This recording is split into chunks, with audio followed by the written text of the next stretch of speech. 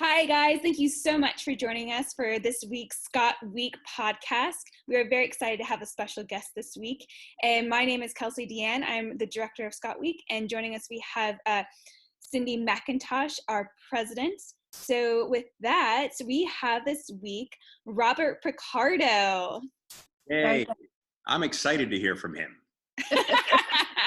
I am too. Thank you so much for joining us, Robert. How are you? My pleasure, Cindi. Thank you. I'm very well. I last saw you at Robert Burns Night, correct? Yes. Is that the name of the event where I witnessed the procession of the haggis?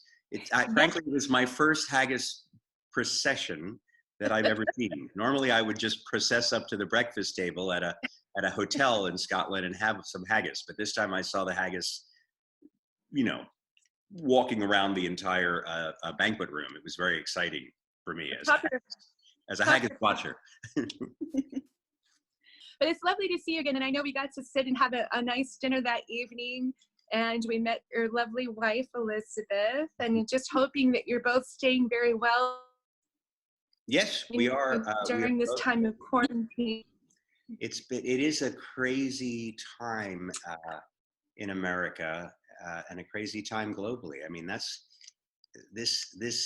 pandemic seems to have brought the whole world together because we're all, in various stages, but all in the same boat. So it's been a really interesting and reflective time to spend, for me anyway, to spend this much time just with my significant other, to not be able to see friends and all that other than virtually. So it's been, it has been, unlike any other experience in my life. So what are some of the things that you're doing to stay healthy and sane? Well, I talk to my grown daughters who are both hunkered down in their respective studio apartments in Manhattan. I speak to them every day, usually by FaceTime, sometimes multiple times in a day. And I talk to a lot of friends. I have video chats. I've been doing video personal appearances. I did a convention appearance on Zoom for New Zealand. I visited New Zealand a couple of times for primarily to visit Star Trek and Stargate fans. And the last time I was there was just about 4 years ago. So I did a convention online for them last night. I'm doing another appearance for a convention called GalaxyCon here in the States. These are all, pro bono things because the fans are disappointed that, they can't go out and see the actors see them in person. I've also been having video cocktail parties with friends, which I've gotten very good at. I do a lot of cooking, do a certain amount of reading, writing, television, binge watching, although I'm not a great binger. It's hard for me to sit and watch 3 episodes of anything straight through. Yeah, and really, it's odd. I feel guilty saying that part of this, it's a terrible time, and I have nothing but sympathy for those that have lost loved ones during this. But personally, because I'm in a very pretty place where I can take walks every day and still social distance appropriately, I'm never closer than 20 feet to the 5 people I may pass in an hour. It's a very beautiful place to be trapped in. I describe this as a vacation at gunpoint. That's lovely. And so, and you bring up something very real and very interesting, because it's, for all of us, and it is a terrible time, and we are, it's terrible to watch the atrocities going on around the world and the loss of life, of course, but also too, for me personally, it's kind of like somebody hit the pause button. So when have we ever had a moment like this where we could just really everything slows down. We have the opportunity to think about things and look at things and reflect and contemplate where we are at in life, how we're going to move forward. what we want to continue, maybe what we don't, do you have any insight of, anything you want to share along those lines? Well, what do you think about? Well, I've spent my life as a performer, which you can't perform without an audience. Now, obviously, if I began my career in the New York theater, I was lucky enough to do a couple of leads on Broadway in my early 20s. So you're in that routine of 8 shows a week. Your weekend begins after the Sunday matinee on a usual Broadway schedule. So you're done about 5:30 or 6 p.m. on Sunday, and you go back to work at half hour at 7:30 on Tuesday. And then you're in that rhythm of week after week, 8 shows with a Wednesday and a Saturday and a Sunday matinee and 5 evening performances. And I think about those actors a lot who've been in long-running hit shows right now, and suddenly they just stop. Can you imagine being in The Lion King for 4 years, and your body is absolutely trained to be at peak energy at 8 o'clock at night, and suddenly you're home every night in your apartment, worried about your friends that might be sick, or your family, or yourself. You've just been slammed out of your life. More recently, I've done primarily film and television work. Well, you can't social distance on a TV set. I'd come to California right before the lockdown to shoot an episode of Grace and Frankie for Netflix, to shoot several episodes of a show called The Family Business with Ernie Hudson, like a Black Sopranos, playing a gangster in that. I mean, they were fun things I was working on. And then I shot on a Thursday, and by Friday, everything was shut down. And that's when I came up north, so I wasn't trapped without my significant other. And I've been here now 4 weeks and 2 days. But it makes you think about having had a lifetime as a performer. You can't perform without an audience, except, I guess, like this, on Zoom and podcasts and stuff like that. You're not really performing. What you're doing is you're reminiscing about your past performances. Ultimately, that's what you're doing. Yeah. Well, I know you're an amazing, very talented singer. So are you doing anything to keep your voice in shape? Are you singing at all? I sing, yes, I sing at home. I do. I'll say this, there's an app that I had joined. They were after me to join for a couple of years, where you do personal greetings to fans that ask for things. And I've been asked to sing an awful lot of times, like private messages to, my husband's a huge Star Trek fan and it's his birthday. Would you sing something for him? So I have been singing a lot of, how should I put this? Performances for one. on the Cameo app. I often, and because I have nothing but free time, I usually write an original lyric and set it to a famous melody for the sake of the birthday recipient, male, female, child, whatever. So I've been doing some singing for that. I also sing in, other than that, have I done any live performance? Absolutely not. However, this was one of my college reunion years, my Yale graduating class. This is a reunion year for us. And of course, they've canceled the graduation. So we are going to have, this is pretty unique, I think, we're going to have an online live Zoom talent show. And anybody in the class who wants to perform will perform. However, you're given 3 minutes.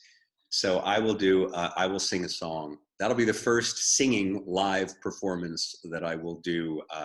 And that'll be in about a week and a half, I guess. Oh, brilliant. Do you know what you're going to sing yet? Yes, it's a secret though. Now, when will this I don't think anyone is going to find necessarily in my Yale graduating class, the ScotWeek podcast, but I'm not going to give it away. It's kind of a joke. Although in 3 minutes, I don't think I can do the introduction and the joke. So I don't know. It fools you. The introduction, you think I'm going to sing something very dramatic. And then I fool you and sing something quite silly. That's the gag. However, You are very welcome to try it out right here and right now. If you want to time it, we can help time you. No, I don't think I bet, I'm gonna save it up for the class, but thank you. And it doesn't mean I won't come back in the future when I'm desperate to sing for an audience. You're welcome back anytime to sing for us, Bob. Anytime at all. We can go live on Instagram too. That's always fun. Well, some of the stuff, obviously is live, like last year's convention event, but thank God none of the fans called in and asked me to sing, which they frequently do when I'm live on stage, but that would be a little awkward. Doesn't mean I wouldn't do it, but it would be a little awkward. Very fun. Well, speaking of a joke, I think that was one of the first times we ever met. I know we met at Brit Week, but some people don't know in the States that you performed in a play called A Joke at the Edinburgh Fringe Fest with Sylvester McCoy. Tell us about that. It was a tremendous experience. I've known about the Fringe Fest, obviously, my entire career. I have actor friends 30 years ago who said, I just did a play at the Edinburgh Fringe. It was such a great time. So I've heard about it forever. I visited as a guest maybe 10 years ago to the Fringe, but I had never performed there until the summer of 2017 for the first time. It was a 3-character play that a friend of Sylvester's had written named Dan Freeman. And the concept of the play, it was a little like 6 characters in search of an author and Waiting for Godot. These 3 different characters kind of wake up in a nowhere kind of environment. They don't know where they are. They don't know who they are. They don't know why they're there, but they come to suspect that they are archetypal characters in a joke that has yet to be told. So they're kind of waiting around, like Waiting for Godot. They're kind of waiting for the punchline. They're waiting to find out what the joke is. The first character you meet who wakes up alone on stage is an Irishman, of course, played by a Scotsman, Sylvester McCoy, playing an Irishman. The next character to appear is a sort of a cranky, embittered Englishman, played by another Scottish actor, when we did it in 2018, named John Betts. And the first season that we did the show, we had another wonderful actor play that role, but he did not do it the second year. And then I appear on stage, and the audience is expecting me to be a Scotsman, because there are a million jokes that begin with an Englishman, an Irishman, and a Scotsman go into a bar. Apparently, it's like, it's a very common setup for a joke in the UK. And I come on stage and I'm clearly an American, but then they start having fun with the fact that although I'm an American, I claim to be part Scottish in my heritage. Although my character is a real dingbat. It's the stupidest character I've ever played, but he's very enthusiastic in his stupidity. They're having a little fun, I think, with the fact that Americans, now that we have Ancestry.com and all that, and everybody's finding out their genealogy, if an American is 144th Scottish, he will, I'm Scottish. He'll say I'm anything. So, and the play was really, my character had kind of the biggest arc as far as changing. He's the one who sort of learns the most, but it's not the flashiest part by any, but in any case, this is about a 40-minute play. We did it the first time, and we had a certain amount of success. We came back and tinkered with the play, made it a little bit longer, and did it again in 2018. Therefore, for 2 successive summers, I was at the Fringe Festival having a great time. And apparently, all you do at the Fringe Festival once your show is ended, and your show, bear in mind, can end at 10 in the morning, or it can end at 5 in the afternoon, or it can end at 11 at night. But no matter when it ends, you go straight to the pub and drink. So if your show is over at 2:30, it's a lot of drinking. There was more drinking than theater, and there was an awful lot of theater.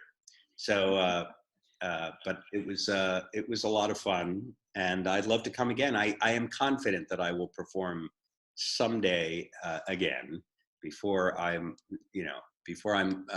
too old to learn the lines and I can't walk around without bumping into the furniture. I will be back at the Fringe Festival. Maybe in a play with no furniture. That would be a way to get around one obstacle. Absolutely.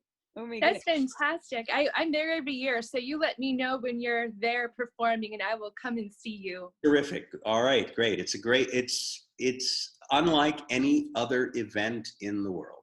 I don't know how else to describe it. It's just the greatest. The entire gorgeous city of Edinburgh is overwhelmed, is taken over by theater and performance and actors from all over the world and directors and writers and comedians and drinkers. It's a beautiful thing. Mm-hmm. It's a beautiful thing. I'm glad you got to do that. I had no idea you were doing that. Also, I wrote down that one of the great, there are a couple of things that were funny while I was there. The first season I went, 2017, I had never been to Scotland in August.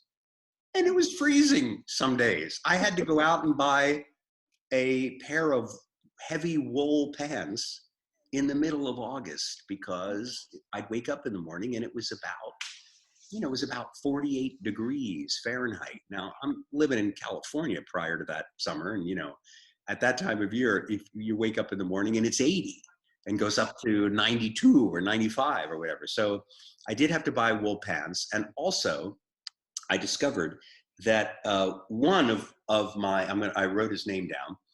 One of my Scottish Star Trek fans is a man named Paul Kitching, who is a chef and has a Michelin rated Michelin star restaurant called, and the restaurant's name is 21212. That's what it's called. It's I don't know if you ever heard of that. It's a gourmet restaurant, and Chef Paul was a huge fan. So I would say that the coolest thing that happened in 2017 is that Chef Paul had me as his guest, had Elizabeth and me as his guests at dinner at his restaurant. And boy, that was amazing. That was an amazing meal and a memorable evening. So I just want to say this to all of my Star Trek and Stargate fans around the world. If you are a gourmet chef, please reach out to me the next time I'm in your town, please. Yes. And so when you were going out and drinking and having a good time at Edinburgh Fringe Fest, what was your drink of choice? Did you have any good whiskey, or were you? I was taught, frankly, yes, I did. I got taken to a private whiskey club that you had to be a member of, and sampled some very fine single malts. Now, I know this is almost like admitting to a Star Trek fan that when I first got cast on Star Trek, I wasn't a Star Trek fan. I'm not really a Scotch fan. I know that's a terrible thing to say. I'm an American, so if I'm drinking whiskey, it's usually bourbon. But I admire Scotch, and I'm more of I'm not a heavy peat fan. And I think to be a real Scotch lover, you have to love peated whiskey. I tend to like the lighter ones, the lightly peated or unpeated, which is closer to Irish whiskey. Having said all that, I had a great time when I went to the whiskey club. But the thing I learned the most really was how to enjoy a gin and tonic, because when 5:30 came around in the evening, even if you'd already been drinking, beer or ale, at 5:30 you had to have a gin and tonic, at least according to Sylvester McCoy. So when I got there, I went, a gin and tonic, not a big fan, and now I am. So yes, I've learned, and I know that's way more. I believe that's way more English than Scottish, right? The gin and tonic. Well, it's becoming more so. There's a lot more gin distilleries in Scotland. Gin is a huge thing in Scotland right now, and I want to say it has been the past 2, 3, 4 years, and it's becoming this big thing. And there's gin tasting rooms there now. You find all over. So I heard about. I did hear that, and people explained to me that gin was now that there were many, what do you call it? Small production, unique, individual, different gins that were coming out of Scotland. Again, because I'm new to the gin and tonic world, I wasn't, and I am surrounded in life by friends who are big gin fans, from my brother to certainly one of my good friends on the board of the Planetary Society, Bill Nye the Science Guy, loves a martini. So I feel like I've joined, my trip to Scotland welcomed me into the wonderful world of gin as well. So now now when they offer me a martini, instead of going, yeah, not really, I go, sure. Well, and one of our big sponsors at ScotWeek is William Grant and Sons, who's the parent company of Balvenie and Glenfiddich. They also own Hendrick's. Well, I don't Balvenie, which I believe we had that night. I think I had a Balvenie. And Glenfiddich is one of the, not being terribly knowledgeable about Scotch, that is one that I always liked. That is not a heavily peated Scotch, Glenfiddich, at all. No peat. There's no peat. No peat at all. That's what I meant. So Glenfiddich is one that I would have enjoyed, because it's so close to, because I came to Scotch, as I said, through Irish whiskey. And then first time I went to Scotland, which was, I think the first time I went may have been the time I visited the Fringe Festival about a dozen years ago. That's not true. I'd been to Scotland once when I was a very young man, when I was a college student, so 19. But back then I would not have tried Scotch. I would have probably just had beer. But when I went about 12 years ago, I said to the bartender, I like Irish whiskey, so give me something that's kind of close to that, because that I'm familiar with. And then he kind of walked me through, this guy, from the Irish whiskey to lightly peated, and then he gave me a Laproig, which at the time tasted to me like a glass of whiskey with an old cigarette butt and some dead leaves. Yeah. And that's the way it's supposed to taste, right? That's the good part, right? Well, it's odd, but I don't know who first decided that this was a good idea, but they take the peat moss off the rocks up there, and you can go up into the north of Scotland and see where they've extracted the peat. They char it, and then with certain single malts, they'll then either strain the whiskey through the peat, or they'll let it soak for a certain amount of time in the charred peat, which gives it that flavor, and then they'll age it in the barrels. I don't know why, this is a thing. I don't know who first started it, when that happens. It would be interesting to find out, but I'm with you. I'm not a huge fan of that peat. I feel like it'll put hair on my chest if I drink too much of it. I don't know. You wonder when you taste something like that, you go, wait a minute. Did this happen as a mistake? And then people talk themselves into liking it, and then it becomes like a tradition, and suddenly, then it's sacred. But the first person who took his whiskey and smoked it, I mean, did they smoke the whiskey itself, or how did they get the peat flavor in it again? What did they? They char the peat, so they'll take the peat moss off the rock, they char it, right? And so they light, then they strain the whiskey through, and in some cases they'll actually soak it for a certain period of time. Right. And it's all organic. It's not cow manure, right? It's peat moss. That's right. It's the peat moss.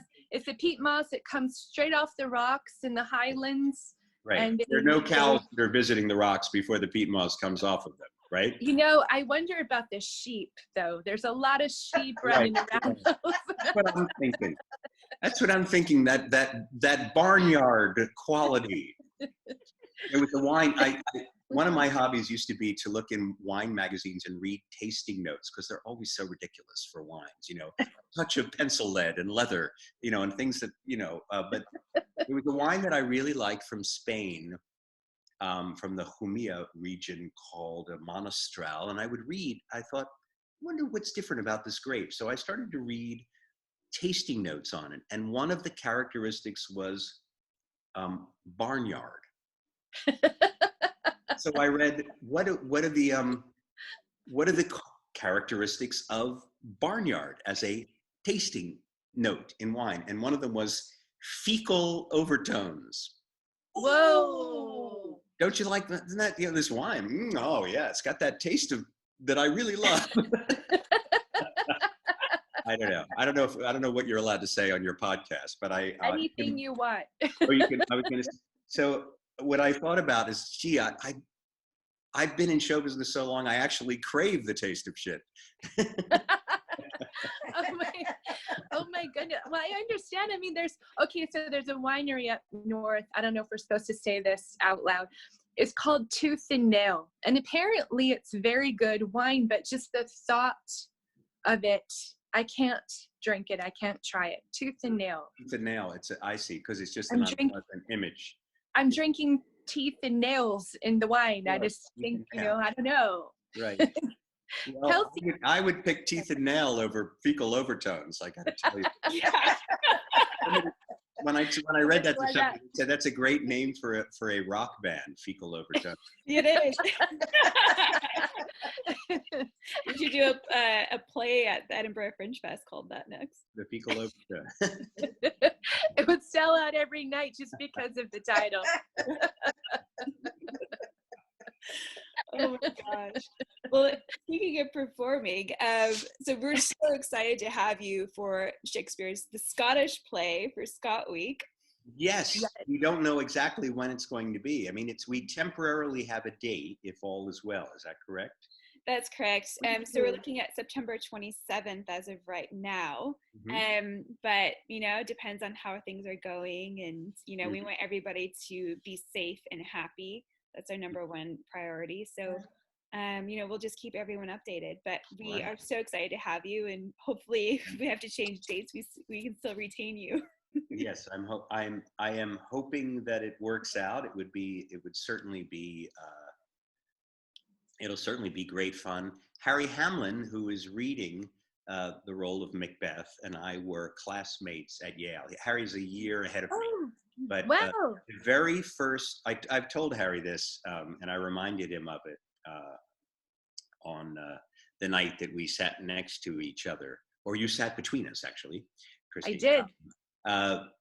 That Harry is the very first actor I ever saw in an acting class. The first day in scene study class with our teacher, Nikos Sakaropoulos, who founded the Williamstown Theatre Festival, himself having graduated from the Yale Drama School, and he was a very successful director primarily in regional theater and founded this very famous theater festival.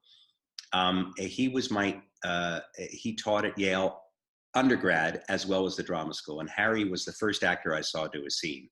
So I never forgot that. So wow. So from the first moment I guess I decided to study theater and become an actor, he's associated with that very beginning of, when I first started to take it seriously. So it'll be fun to be in a production with him for the first time. Wow. I mean, we've done some film work together, but never done any stage. So. Oh my goodness. That's so exciting. I look forward to it. And that was an amazing evening sitting in between the two of you. For me, it was just, it's amazing to watch you on the screen, watch you on TV, watch you in film, and watch how you perform, but then to actually have conversations with you. And Harry, you're both so intelligent, and the other things that you do in life and projects that you have are just fascinating. But to sit between the two of you and just, have amazing conversation that evening and talking about other things was just fascinating. And I think it's a glimpse into people's lives that otherwise, maybe a lot of your fans don't get to do that and don't understand that you are a very intelligent man and very thoughtful and doing other things in the world that are good for humanity. And so that was an amazing night for me. I appreciate that. Thank you very much. Most of my volunteerism now is focused on a group called the Planetary Society, which was founded by Carl Sagan 40 years ago 1980. So this is our 40th year. We're presently run by Bill Nye, the Science Guy, and it's basically an advocacy group for citizens of the world. If you believe that space exploration is important, if that's a priority to you, then it empowers you to have an influence. You join our group, and we have 44,000 members, I guess, worldwide. But we do things like lobby. Not lobby, that's the wrong word, because lobbyists get paid. We advocate. We recently went about 6 weeks ago, about 100 of our members flew themselves to Washington, D.C. on their own nickel, put themselves up at friends' apartments or at their own nickel at a hotel, just so they could meet their members of Congress to say we need increased funding for NASA. This is important to us. These are the projects we're afraid might get canceled or postponed. These missions that are, and we want to support them. Everything's changing now in the COVID-19 environment and with all of the changes in our economy. So in a way, it's more important than ever to say, yes, we have problems here on Earth. Yes, we need money to fight pandemics and to support healthcare for everybody in our country and globally. But it's still a priority to go into space because our future lies there. We're eventually going to outgrow this planet. We're eventually, if global climate change continues to get as bad as it is, we are eventually going to lose large portions of this planet to future habitability. So our future, also, everybody is saying, well, look, we were blindsided by this pandemic. Well, we shouldn't have been, but there are other things to be blindsided by, like a near-Earth object, an asteroid that can come and strike a major population center. You know, the dinosaurs were blindsided by an asteroid impact, and it wiped them off the planet. We have the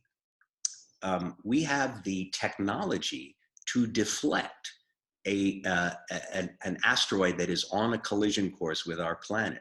The odds of it happening very small, of an asteroid of any particular size, but it's definitely possible, just like a worldwide pandemic is possible. So an event like this should make us more cognizant of how do we prevent catastrophe for humanity, which should make us more aware of that rather than saying, oh no, we can't look up at the sky anymore. We've got to focus our attention just on matters here on Earth. It's short-sighted and it's wrong-headed, I believe. So it's as important as ever, perhaps more important, an event like this. And of course, fighting a pandemic reminds us of the importance of science in general and how we need a government which supports science and doesn't undermine or push back against science. Absolutely. And so how can people join? Do they just go to the website, and is there an application process, or how does it work? No, it's anybody can join. It's you go to www.planetary.org. We have the best bloggers, the most knowledgeable people writing about the present state of our space exploration, not only NASA, but the European Space Agency, all space-capable countries, Japan, India, and newly the UAW. UAE, the United Arab Emirates, are doing a lot of interesting gearing up for us in their space program. So you can go to our website, read about it. There are videos. I've done at least 24 videos, short videos, humorous, called the Planetary Post, about what's cool that's happening in space now. We have the only citizen-funded spacecraft in orbit right now. We crowdfunded a spacecraft called LightSail 2. It was Carl Sagan's dream to create a lightweight spacecraft with a giant reflective screen that would deploy in space, and the pressure of sunlight would propel the spacecraft, this little spacecraft with a little tiny instrument package, sending back data with free propulsion, free sunlight. So all you had to do is get it in orbit, and we did it last June. Our $7 million crowd-funded LightSail 2 it's presently in orbit. You can see pictures of it in space, and you can see pictures taken by it in space.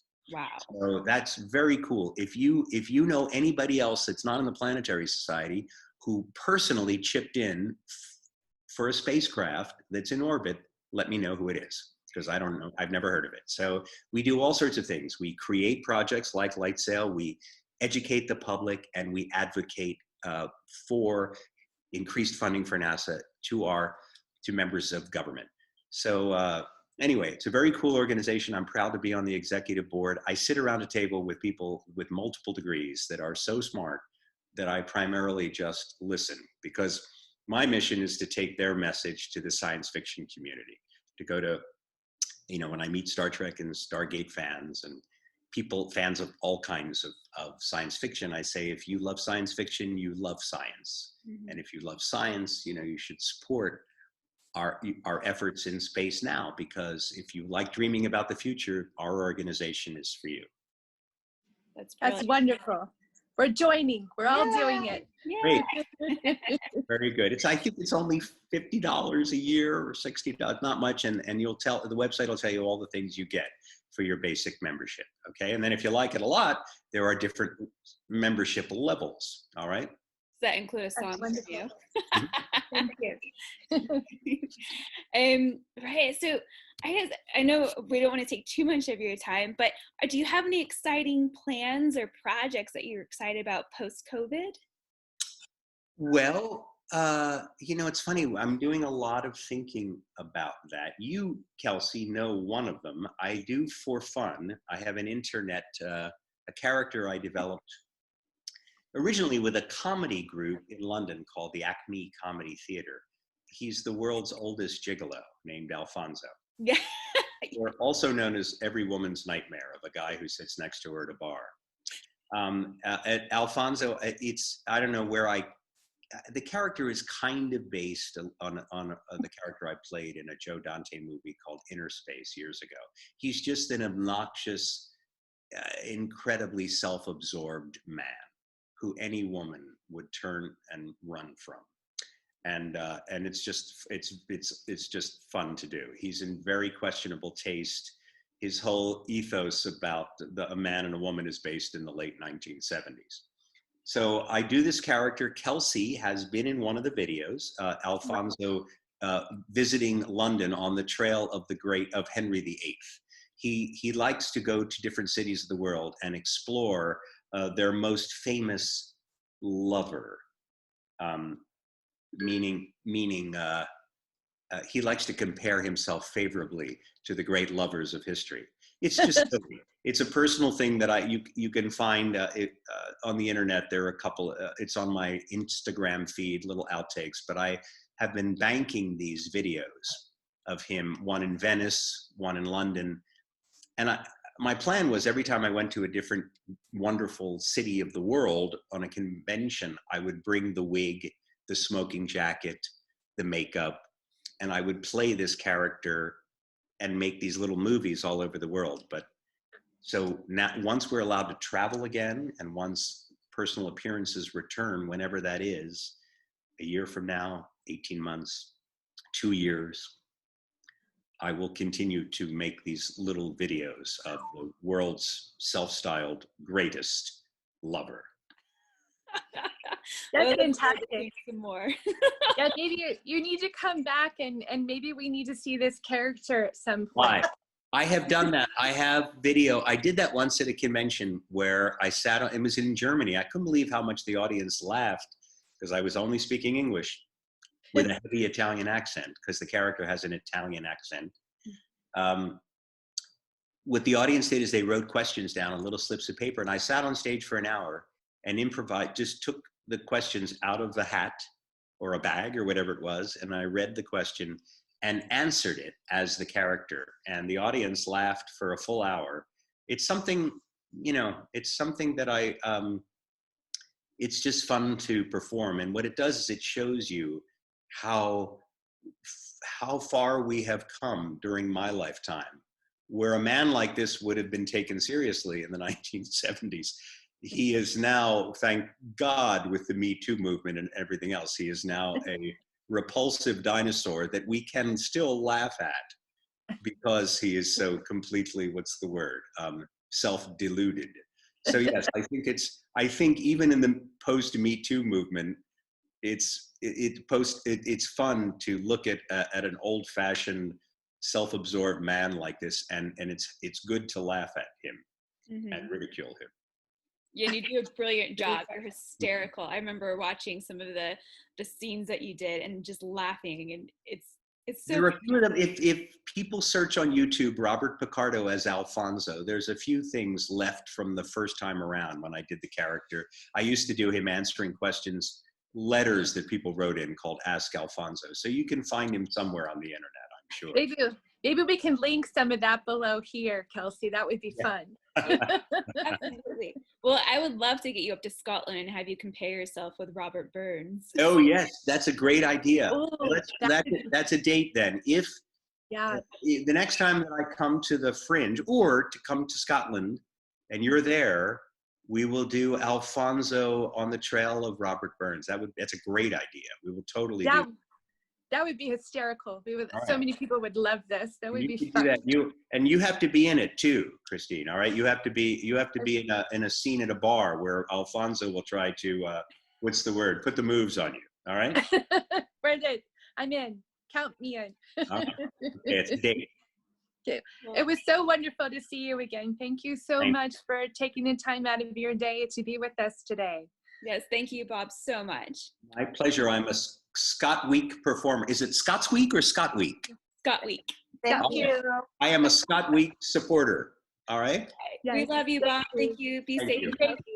We appreciate everything. Take care. You and Elizabeth, stay safe, and we'll see you very soon. And bye for now. I hope so. Bye-bye for now. Thank you. Thank you, Kelsey.